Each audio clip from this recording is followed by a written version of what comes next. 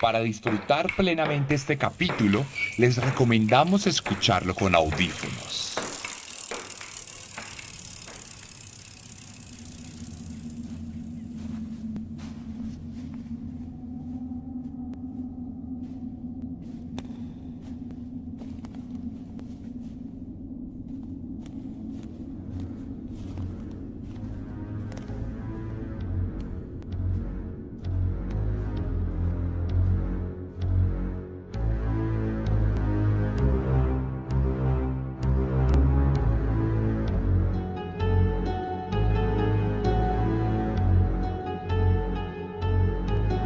En varios de mis podcasts he dejado en manifiesto mi cercanía y admiración con México.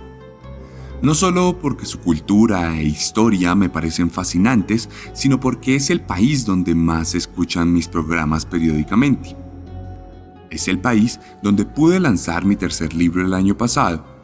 Es el país donde me comprometí y donde pude volver a tener unas experiencias inolvidables desde cualquier punto de vista. También he afirmado que en muchos sentidos somos países hermanos con Colombia, pero no como una afirmación ligera para entablar dinámicas de empatía, sino porque podemos encontrar en nuestra cotidianidad sinergias culturales adaptadas del país norteamericano, desde la música hasta la televisión, desde el cine hasta la gastronomía incidental en algunos restaurantes de fines de semana. Pero hay algo más en lo que nos parecemos, algo triste, lúgubre, de lo que me he podido dar cuenta leyendo un poco en distintas fuentes, pero sobre todo conversando con mis oyentes y lectores, quienes cuando hablo de dinámicas de violencia en mi país, me cuentan que pasa o ha pasado igual en la otrora nación azteca. Y es que hablo de abusos estatales y me cuentan que allí también han sucumbido ante la presión de los gobernantes. Hablo del poco valor de la vida y me dicen que allá la desvalorización del bien más preciado también es innegable. Hablo de narcotráfico y se hace evidente que compartimos la misma cadena de producción y comercialización cada vez de forma más evidente. Somos países hermanos, sí, pero como en todas las familias, no todo es color de rosa. Detrás de cada afirmación hay un manto de oscuridad que matiza nuestra fraternidad latinoamericana.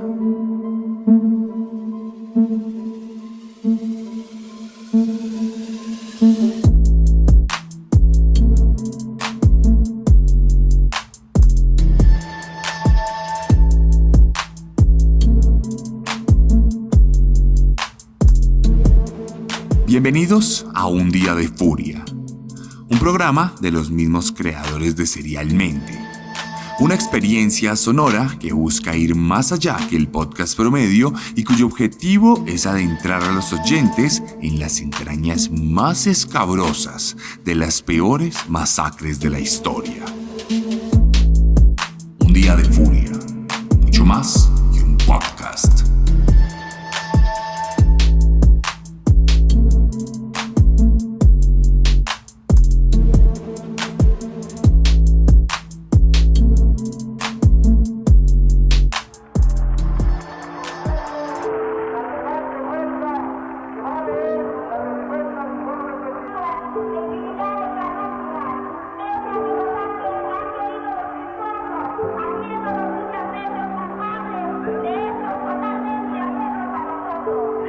El 2 de octubre de 1968 era un día soleado en las inmediaciones de la Plaza de las Tres Culturas de la Ciudad de México. Allí se habían dado cita todos los colectivos estudiantiles que llevaban meses protestando contra un gobierno autoritario y mentiroso que había coartado las libertades colectivas de todo un país durante un tiempo considerable. Junto a ellos residían también los ideales y las solicitudes de otras agremiaciones y grupos sociales que se habían caracterizado por su lucha constante en diferentes escenarios. Los agricultores, los sindicatos y las clases populares. En términos generales, el país comenzaba a debatirse en escenarios trepidantes en los que la represión de la fuerza pública era cada vez más fuerte, al tiempo que las tensiones entre pandillas, denominadas porros, se incrementaban progresivamente. El presidente Gustavo Díaz Ordaz, del partido PRI, había procurado calmar los ánimos invirtiendo una cantidad considerable de dinero en los Juegos Olímpicos de verano que se jugarían en la misma ciudad en el mes de octubre, pero que no habían logrado calmar los humos tal como se podía ver en la Plaza de las Tres Culturas.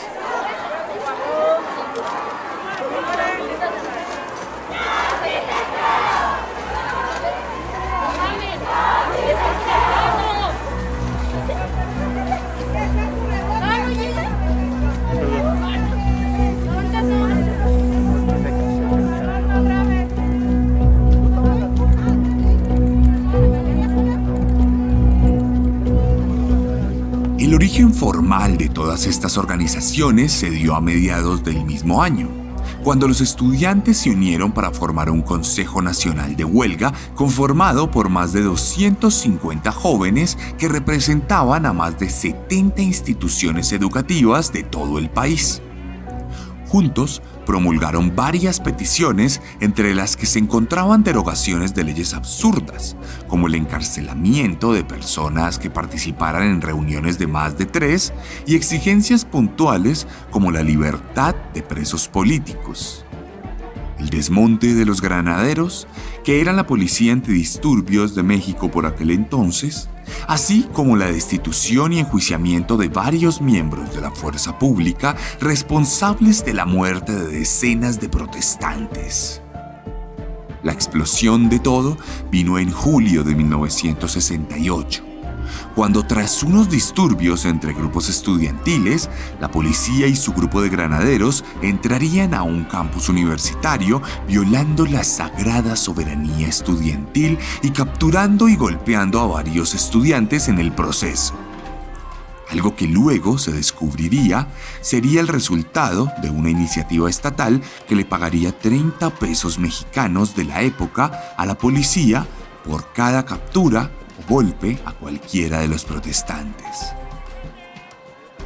Sin embargo, lo que sería un golpe de autoridad en la cabeza de los gobernantes, en realidad sería gasolina viva para el movimiento que tras el episodio comenzaría a ganar miles de adeptos en todos los rincones del país.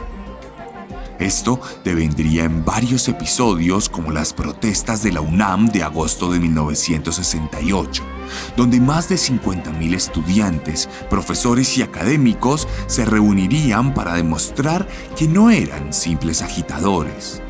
O la marcha silenciosa de septiembre del mismo año, donde todas las agremiaciones se reunieron para mantener viva la llama del inconformismo.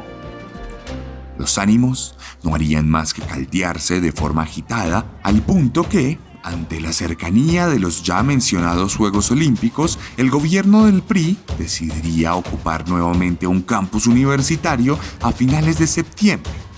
Solo que esta vez no sería tan fácil, pues los estudiantes se organizarían como milicias, recibiendo a las Fuerzas Armadas con pistolas de pequeño calibre y bombas Molotov, con las cuales pudieron contener una fuerza con fusiles y lanzagranadas durante más de 12 horas. El saldo: 15 muertos y un gobierno cada vez más arrinconado políticamente y más sediento de sangre.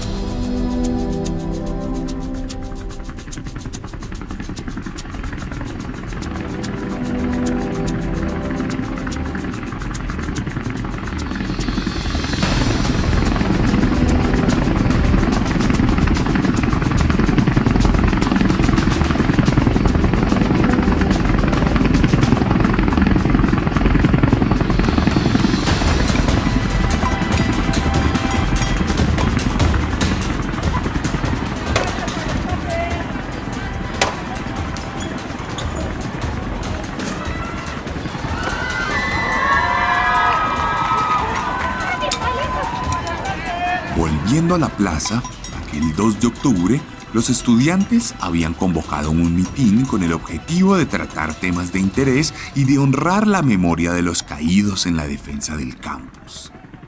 Allí había 10.000 personas, pero no solo estudiantes, sino también padres de familia, docentes y otros ciudadanos que apoyaban el movimiento y que lo vitoreaban desde las inmediaciones de un edificio adyacente a la plaza. A lo lejos, desde los cielos, 2 helicópteros vigilaban la congregación y daban giros constantes para intimidar a los manifestantes. De cualquier manera, toda la jornada transcurrió con relativa normalidad hasta que...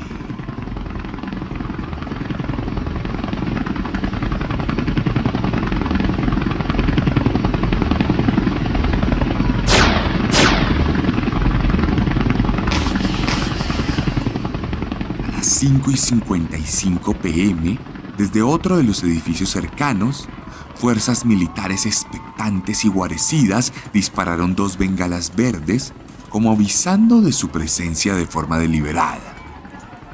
Los estudiantes se percataron del acto, pero ante la consolidación de su posición y la motivación de la fortaleza de su propio movimiento, no recularon de ninguna manera y continuaron su mitin.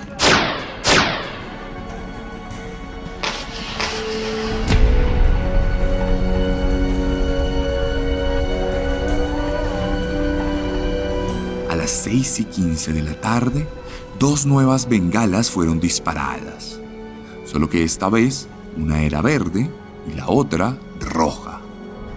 El rojo, una clara señal de que algo siniestro estaría por ocurrir.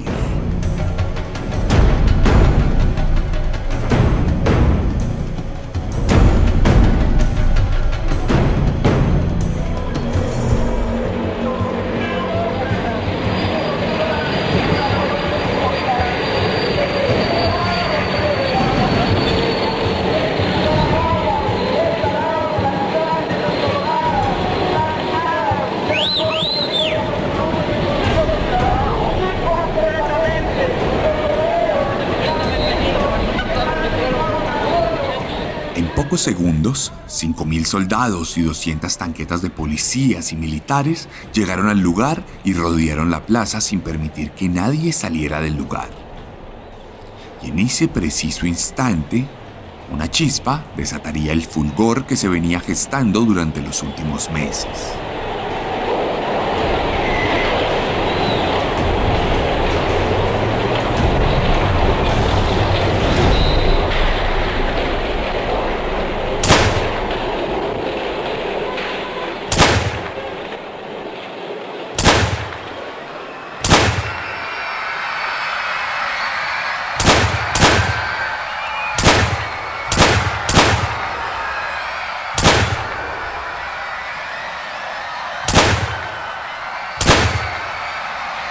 Ante los sonidos de los primeros disparos, los cuales vinieron desde un lugar desconocido, la multitud se lanzó al desorden y se entregó al caos. Todos los jóvenes comenzaron a correr por todos lados. No estaban preparados para un ataque frontal y su desorden no hizo más que empeorar la situación. En ese momento, unos hombres vestidos de civil que portaban guantes blancos y pañuelos blancos en su manga izquierda se abalanzaron sobre la plaza y comenzaron a golpear a los estudiantes y capturarlos de forma sistemática. Al tiempo, los militares comenzaron a disparar al unísono, no solo contra los manifestantes en la plaza, sino también contra los transeúntes y observadores que se encontraban en los edificios aledaños. De hecho, mientras todo esto ocurría, un pelotón de uniformados montó una ametralladora en uno de los departamentos aledaños al lugar. Curiosamente, en la casa de la hermana de Luis Echevarría Álvarez, el futuro presidente de México, también responsable de otra masacre de la cual ya hablamos aquí en Un Día de Furia. Durante minutos eternos, la balacera se prolongó por toda la plaza, hasta que solo quedaban allí cuerpos de heridos y muertos. Los demás lograron escapar del lugar, pero la mayoría buscó refugio en los edificios adyacentes, lo que desató la segunda fase de la operación militar, en la que los soldados entrarían a sangre y fuego a cada uno de los departamentos, asesinando a cientos de personas y capturando a más de 3.000 que fueron llevados a una iglesia cercana para ser torturados e interrogados. Horas después, ya muy entrada la noche, lo único que se podía ver en la plaza era el ejército amontonando los cuerpos de los asesinados para luego llevarlos a un sitio desconocido en camiones y ambulancias sin licencia. Un día de furia que se había cocinado durante meses había dado sus sangrientos frutos mientras atardecía en Ciudad de México el 2 de octubre de 1968.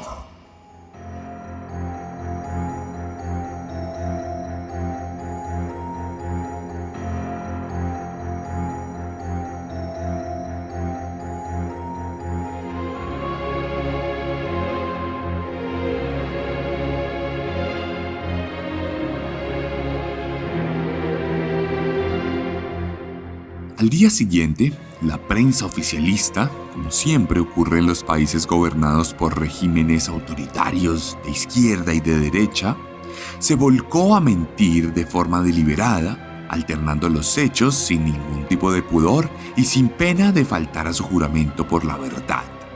Todas las jornadas de los periódicos y los titulares de los noticiarios replicaron la narrativa oficialista que afirmaba que los soldados solo habían llegado al lugar para guardar la seguridad de los manifestantes y que estos habían comenzado a disparar desde los edificios cercanos, por lo que, arrinconados, los uniformados no tuvieron más opción que responder de la misma manera contra los integrantes del mitin. Para poner un ejemplo, uno de los diarios tituló "Criminal provocación en el mitin de Tlatelolco. Causó sangriento zafarrancho", dando toda la responsabilidad a los estudiantes y anunciando que apenas habían fallecido 20 personas como consecuencia de los enfrentamientos directos. Una narrativa que perduraría por décadas en México y que, aunque controvertida, nunca pudo ser genuinamente disputada gracias a la decisión de los gobiernos posteriores que jamás quisieron descubrir la verdad. Pero la verdad siempre sabe encontrar la luz.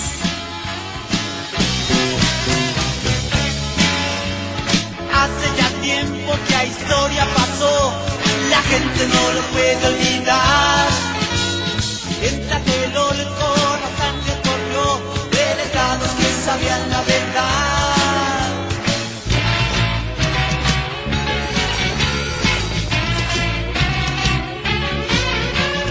Esa injusticia al país sacudió, pero nadie lo pudo evitar. Las Fuerzas Armadas, el gobierno mandó con orden directa de tirar a matar.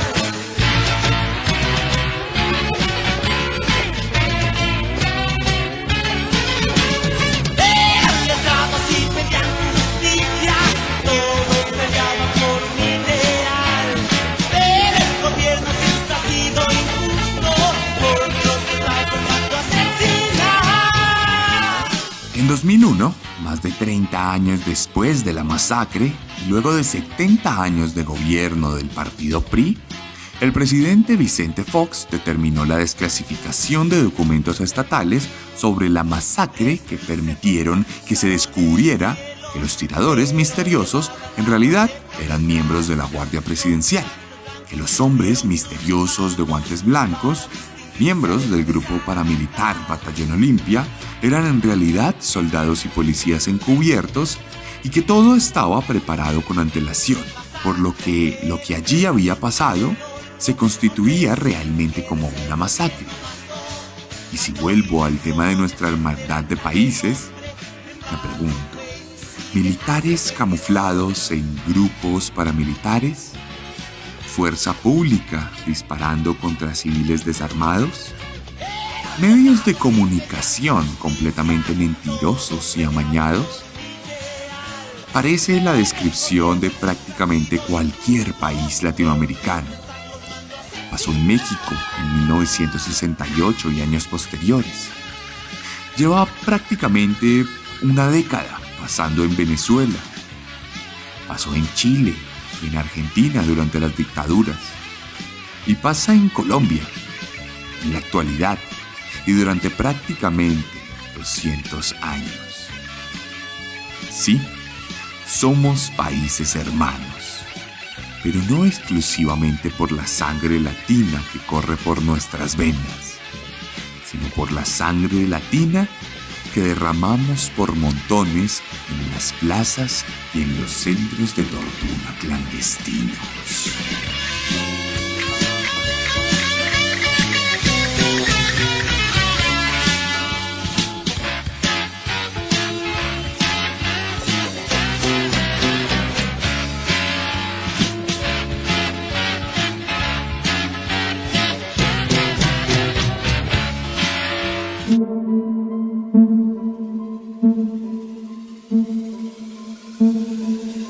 Y esta fue la quinta entrega de la segunda temporada de Un Día de Furia, una propuesta narrativa y auditiva de Pia Podcast y su servidor, Sebastián Camelo. Recuerden que lo primero que pueden hacer para ayudarnos a este podcast, darle like a las publicaciones que hacemos al respecto, compartirlas también y contarle a sus amigos, compañeros y familiares que hay un podcast por ahí que habla de cosas macabras. Recuerden que si están en YouTube o en Spotify pueden activar la campanita de notificaciones para que se les cuente que viene un nuevo episodio.